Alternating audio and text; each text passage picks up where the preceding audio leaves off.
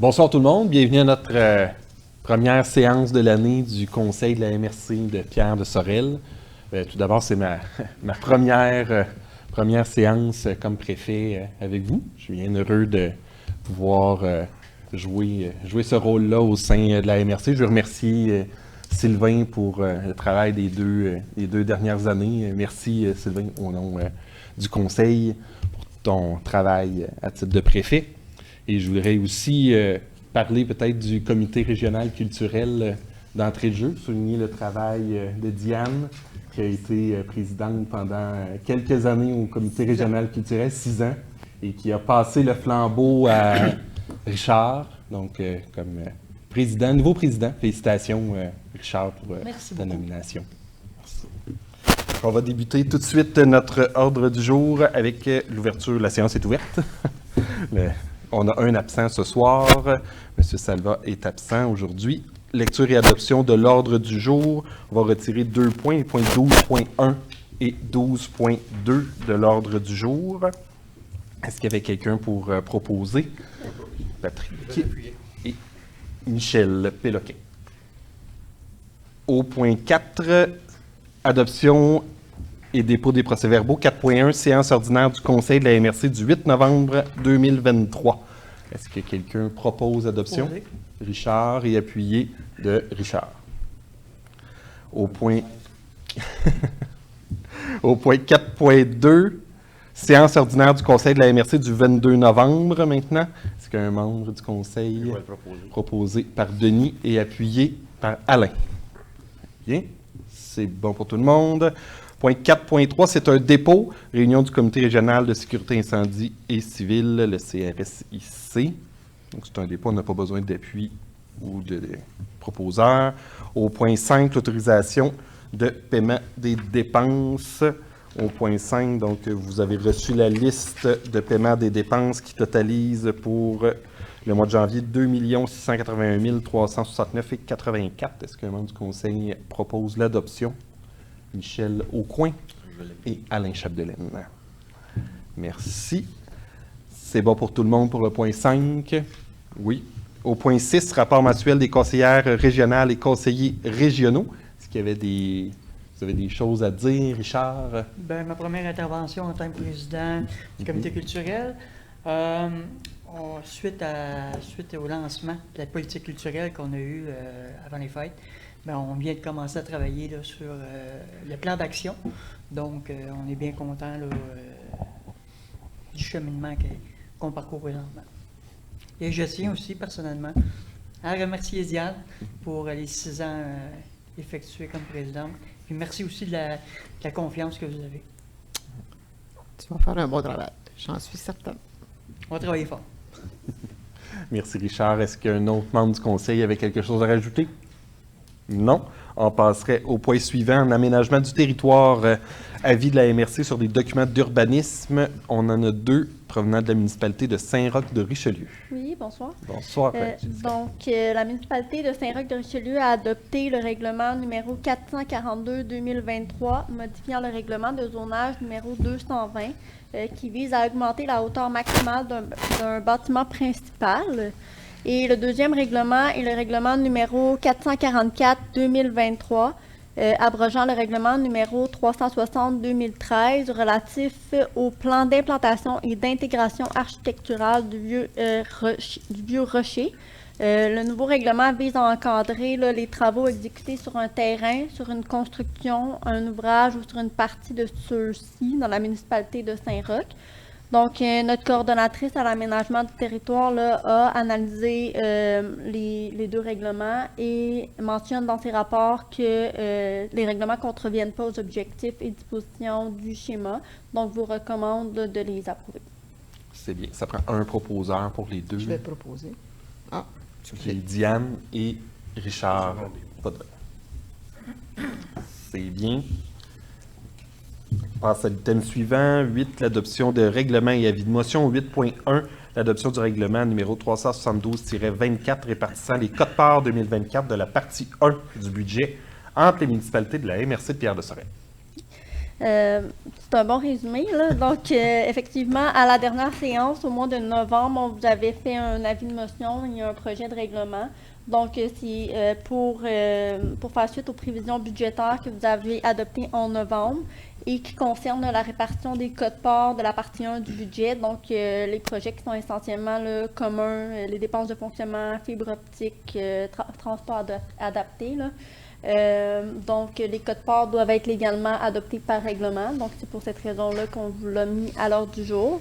Il y a eu certaines petites coquilles dans le projet qu'on vous a soumis là, des corrections. Donc, les projets ont été corrigés. C'est bien, ça prendrait quelqu'un pour en faire la proposition. Je vais le proposer. Denis Benoît et appuyé. Patrick Péloquin. C'est bon. On passe à l'item suivant, 8.2, toujours une adoption de règlement maintenant pour le 373-24, répartissant les codes-parts maintenant de la partie 3 du budget. Oui. Donc, même principe, là, au mois de novembre, on vous avait fait un avis de motion, on vous a remis un projet de règlement et la partie 3 là, vise les évaluations foncières. Donc, les codes-parts doivent être adoptés là, par règlement encore une fois. Bien, ça prend quelqu'un pour proposer. Richard Potvin, appuyé de Michel Aucoin. C'est bien. Oui. 8.3, avis de motion et présentation. On n'a pas de présentation, c'est seulement un avis de motion. Oui. Pour le règlement modifiant le schéma d'aménagement de la MRC pour intégrer et rendre applicable la nouvelle cartographie gouvernementale associée aux zones de glissement de terrain. Non, c'est juste C'est un juste avis l'avis de motion, il n'y a pas d'autres exactement explications à donner. L'avis de motion est donné par Michel Péloquin. Le document, le projet de règlement va vous être présenté probablement à la séance de février. C'est bien. Point 9.1, les attributions d'aide financière à des organismes. On en a quelques-unes. Oui. Je vais juste reprendre ma feuille.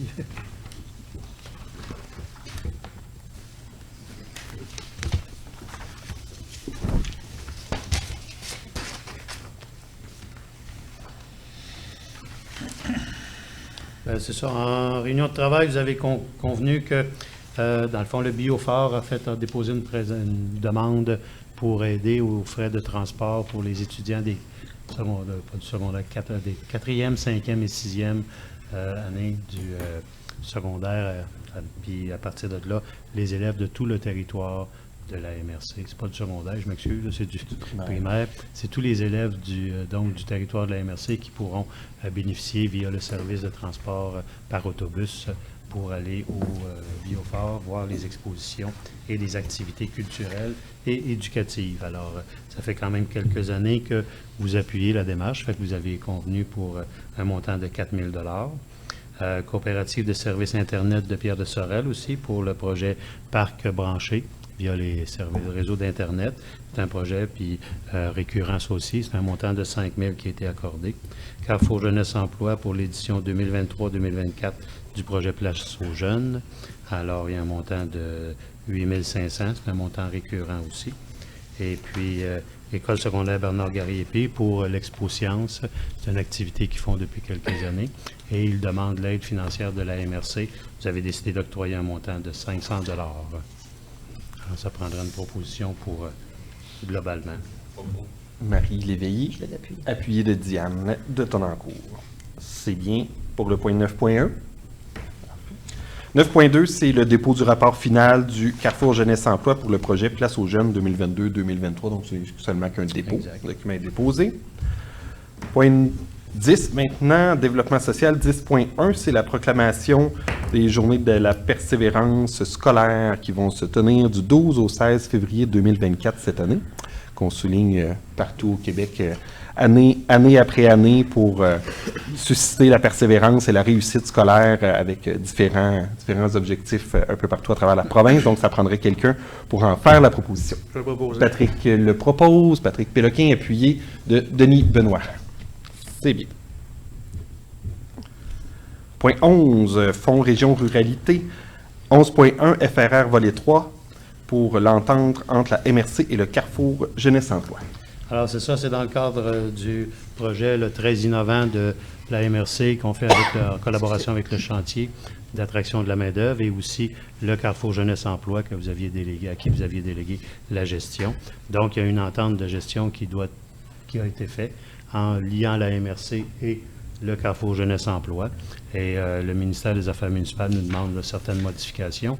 Alors, il y aurait lieu de ratifier les modifications qui vous sont demandées pour que l'entente puisse vraiment être acceptée globalement par le ministère.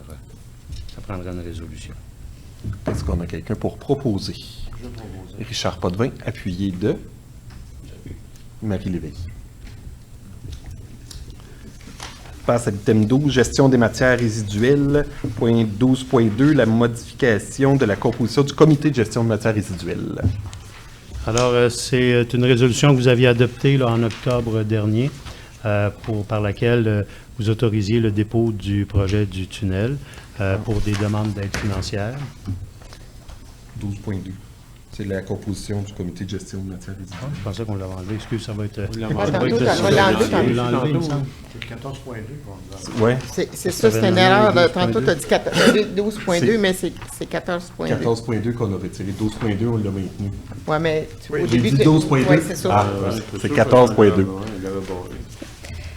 Donc, c'est c'est Jessica. simplement là, pour modifier la composition du comité en ajoutant le nouveau préfet qui est toi, monsieur, et vous, monsieur De Guise, et également pour ajouter là, monsieur Dupuis qui est également intéressé là, à continuer sur le comité. Donc, ça nous prend quelqu'un pour en faire la proposition. Richard Gauthier et de Michel Aucoin.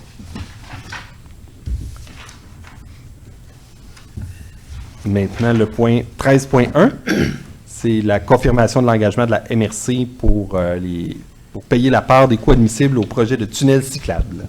Oui, alors c'est ça, comme mentionné tantôt, en octobre dernier, vous aviez adopté une résolution pour autoriser la présentation de demandes d'aide financière là, dans le cadre de 2 programmes, celui du MTMD, Vélos 3, et puis aussi du ministère de l'Éducation, le PAFIRSPA. Et puis à partir de là, il faut, compte tenu les demandes ont été faites, ont été transmises aux 2 institutions, et puis à partir de là, bien, il faudrait confirmer l'engagement financier, parce que dans la résolution, on parlait juste de déposer, et puis il faudrait confirmer l'engagement financier là, de la MRC dans ce projet-là. Et puis pour le PAFIRSPA, c'est un montant de 400 000, et puis pour Vélos 3, c'est un montant de à peu près 450, 441 000.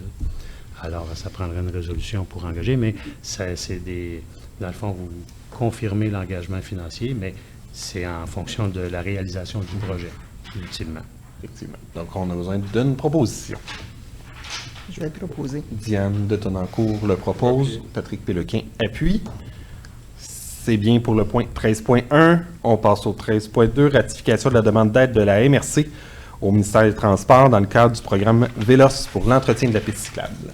Alors, c'est ça, c'est une demande qu'on devait déposer pour le 15 décembre. Alors, c'est pour ça qu'on vous parle d'une ratification. Dans le fond, c'est une démarche qu'on fait là, année après année depuis plusieurs années. Alors, il s'agirait là, juste de confirmer. De confirmer, donc ça nous prend une proposition pour la ratification. Patrick Péloquin et appuyé de Richard Potvin. 13.3, l'adoption du rapport des dépenses d'entretien de la piste cyclable La Sauvagine.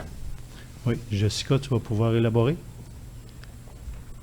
Oui, désolée. En fait, on a reçu des montants. C'était pour faire suite là, à la demande de subvention qui a été accordée par le ministère des Transports. Notre directeur au service de la gestion territoire a remis des chiffres. Là. Dans le fond, ce sont toutes les dépenses du réseau cyclable La Sauvagine qui s'élèvent là, à 87 977 $. C'est pour il faut seulement là, les adopter. Les adopter. Donc, ça prend quelqu'un pour en faire la proposition. Michel Aucoin, appuyé de Denis Benoît. Point 13.4, maintenant, la modification du projet de remplacement de 2 ponts sur l'emprise ferroviaire abandonnée. Oui, alors, en complément à l'item 13.1, c'est dans le contexte là, du fameux prolongement de la piste cyclable vers l'est. pour se rendre ultimement jusqu'à la rivière Yamaska, au pont Camille-Parenteau. Et puis, tantôt, on parlait du tunnel sous la route 132. Maintenant, là, on a une entente avec le ministère des Transports, ministère aussi de la Mobilité durable, qui fait en sorte qu'on avait prévu, planifié en vertu de cette entente-là, la construction de 2 ponceaux pour traverser 2 cours d'eau qui traversent, eux autres aussi, l'emprise ferroviaire abandonnée. Et puis, l'option qui avait été retenue, c'était de faire des ponceaux, comme je disais tantôt. Puis là, ben, finalement, avec les normes environnementales qui ont été très améliorées, dans le fond, sont beaucoup plus complètes qu'avant. Et ça cause des problèmes au niveau de l'aménagement, compte tenu de la configuration des lieux. Et puis, on a proposé, on a eu une rencontre avec le MTMD, les gens du MTMD hier, pour justement avoir la confirmation qu'on pourrait, compte tenu de cette situation-là, changer le projet pour ne plus faire des ponceaux, ne plus installer des ponceaux, mais bien des passerelles pour permettre justement à éviter qu'on travaille au niveau du cours d'eau. Fait que ça va limiter de beaucoup les impacts environnementaux. Alors, il s'agirait, ce qu'on nous a demandé, c'est que compte tenu qu'il y a l'entente qui prévoyait des ponceaux, l'installation de ponceaux, bien, il faudrait que vous confirmiez par résolution que vous êtes d'accord à ce que ce soit des passerelles qui pourront être réalisées. Je m'empresse de déposer. Diane de Tonancourt propose, Michel Péloquin appuie. Passe ça à l'item 14 dans les projets spéciaux. 14.1, l'adoption de la politique de gestion des documents. Oui, donc il s'agit là, d'un plan d'action en matière de gestion des documents de la MRC. Essentiellement, la politique là, établit chacun des rôles de chaque employé dans la gestion des documents, établit les principes directeurs, mentionne des modalités de protection des documents essentiels, des normes de conservation de nos documents, puis mentionne également la procédure à suivre là, dans des prêts de documents. Donc, ça, c'est tout associé aux archives, aux documents de la MRC. Et la politique a été là, rédigée en collaboration avec notre technicienne à la documentation. Donc, ça prend quelqu'un pour proposer l'adoption de la politique de gestion des documents. Marie Léveillé, appuyée. Richard Potvin. Le point 14.2 a été retiré. C'est bien celui-là. Le point 14.3, maintenant, la modification de la résolution 2022-08-219 relative à la représentation de la MRC au comité consultatif régional de la Montérégie-Est lié à la loi sur les services de garde éducatifs à l'enfance. Donc, c'est pour nommer Sylvain. Oui, à titre de maire de Sainte-Lucie. Exactement. À titre de préfet, exactement.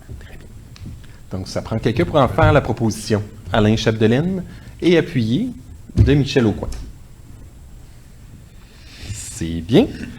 On passe à l'item 14.4, présentation et autorisation de signature d'une entente de principe avec un partenaire privé. Oui, alors c'est dans la continuité là, des communiqués qui avaient été émis en novembre dernier concernant votre volonté là, d'analyser les possibilités de développer un second parc éolien sur notre territoire. Et puis dans ce contexte-là, bien, on a discuté, Jessica et moi, avec la FQM pour être capable d'avoir une entente de principe, justement, avec un consultant. Alors, il s'agirait d'adopter l'entente par résolution formellement pour qu'on puisse vraiment officialiser la procédure aussi, parce qu'il va y avoir des choses sur le terrain qui vont être faites. C'est pour faire la proposition. Donc, Sylvain Dupuis propose, Patrick Péloquin appuie la résolution. C'est bien pour tout le monde? Parfait. On passe à l'item 15, ressources humaines 15.1, modification du statut d'emploi de la coordonnatrice au développement culturel pour passer à 5 jours semaine. Donc, ce qu'on a... ça résume bien ce qui est le point. Bien, Richard Gauthier et Diane appuient. Oui, si Richard, vous me permettez, M. Lallier, j'aimerais aussi, au nom de Juliane, remercier l'ensemble des membres du Conseil de la MRC d'octroyer 5 jours au lieu de 4. C'est vraiment très apprécié de sa part. Merci, Richard. Ce travail est important aussi, puis laborieux aussi. Oui, que oui, 5 jours, ce sera pas trop. Non, elle n'arrivait pas avec juste 4 jours. Non, ça témoigne que le Conseil voit l'importance aussi de cette compétence-là. 15.2, enclenchement de la procédure d'embauche pour le remplacement de la coordonnatrice aux communications pour un congé de maternité.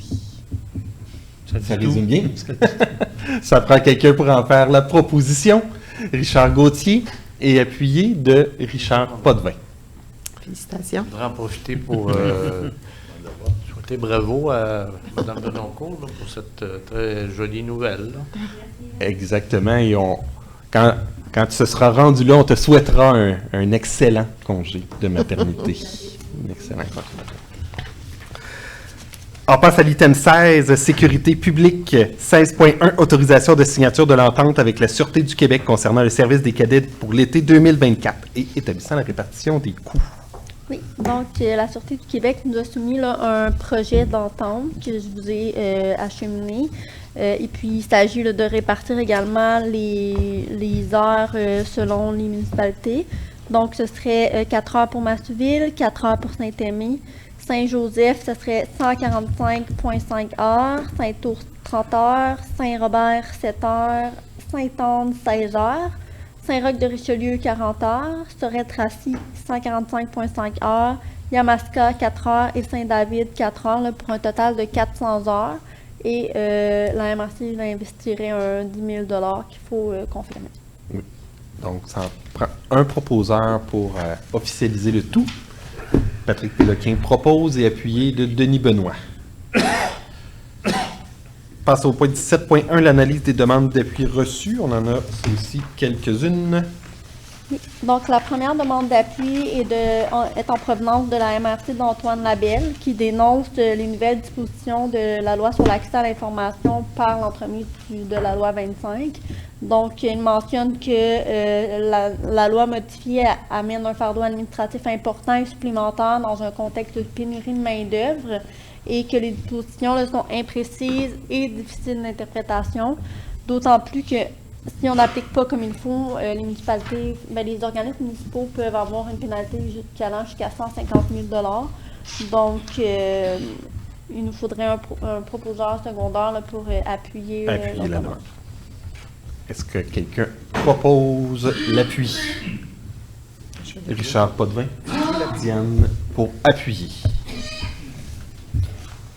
Ensuite, il y a la MRC. C'est comique. Ensuite, il y a la MRC des sources qui appuie la MRC de... non, excusez-moi, je me suis trompée. C'est la MRC de Matawini Matawini. qui appuie l'UMQ. C'est en lien avec les claims miniers. Donc, vous avez déjà appuyé... Ça va? T'es sûr?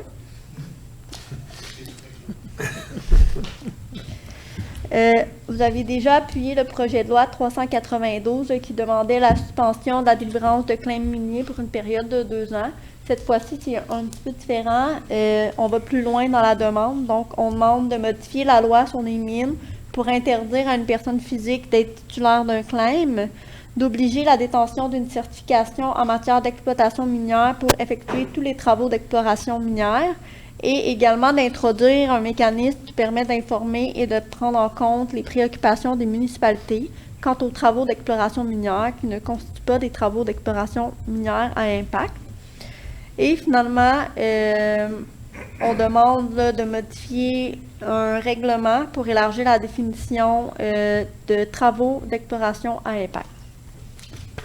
Ça prend quelqu'un pour proposer l'appui. Marie Léveillé est appuyée de Richard Potvin. Et il nous reste une demande. La réserve, Oui, réserve mondiale. réserve mondiale. Alors, c'est une demande, dans le fond, pour avoir un projet de déploiement d'un réseau central de connaissances collectives en développement durable qui est déposé par la Réserve mondiale de la biosphère du lac Saint-Pierre. Alors, ça y aurait lieu de donner suite à ce projet. Et puis, la MRC va être impliquée aussi dans la réalisation du projet, mais en fonction de la disponibilité de nos ressources humaines. C'est bien, donc il faut proposer. Patrick Péloquin propose et appuyé de Michel Aucoin. C'est tout pour les demandes d'appui reçues. Point 18, l'examen de la correspondance, elle a été envoyée à tout le monde, toute la correspondance. Les invitations, c'est la même chose. On n'avait pas d'affaires nouvelles. Non. Point 21, période de questions. Pas de questions. Et levée de la séance, qui propose la levée de la séance. Patrick Péloquin est appuyé. J'ai Richard qui a levé la main juste avant. Richard Gauthier appuie. Donc, ça termine notre séance du Conseil de la MRC. Merci et bonne soirée.